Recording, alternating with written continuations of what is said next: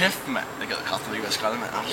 Den lægger du op efter. Altså overvej lige sidde og rydde op efter sådan også. Ja, så spis det fandme ulækkert ud på andres skrald. Ej, overvej at gøre det.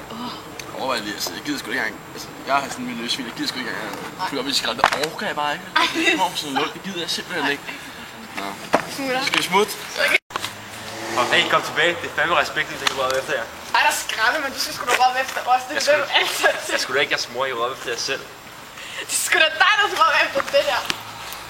Det er dig, der skralder, men du skal råbe efter alle andre, mand. Det er dit arbejde. Jamen, skulle du råbe efter jer selv? Ja, okay. Vi ses. Fucking møger,